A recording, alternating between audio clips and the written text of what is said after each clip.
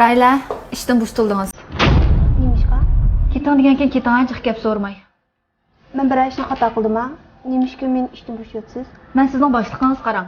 Keting degankan ketishingiz kerak. Nima jiq gap so'raysiz? Hay, siz bu nima ish qila olasiz bu shirkatda? Kunda qarz kompyuter qarab o'tirgan. Yo'q, qog'ozning tayini yo'q. Og'a maosh-chu hammada yo'qri. Keting bir narsalaringizni yig'ishtirib qo'ydik. Hozirda moliya bo'limiga berib, ishlaringizni bajarib o'ting. Bular isildimay. O'tirsizg'u.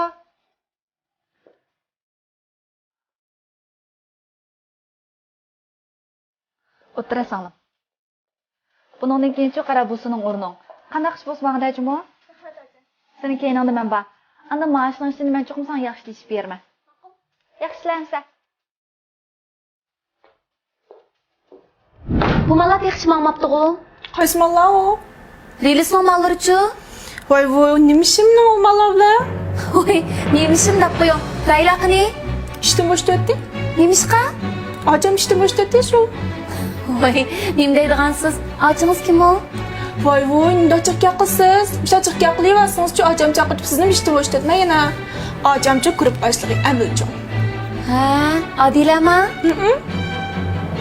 Daqtaq bildim. Ba'zi telefonni o'ynayvering. Adila, ishxonam bir kiring, ha? Boshliq chaqirib ekansiz. Yangi mahsulotimizning tashviqot xizmatlari qanday ilib berilyapti? Shuna yaxshi bo'lyapti boshliq. Biz bu qatimqi yangi mal chiqarishda mahsulotning sifatiga, ta'miga alohida kafolat qildik. Undan boshqa o'ralma qapi bo'lsin, mayli ta'm bo'lsin, burunga qaraganda bir baldoq texmo yuqori ketadi.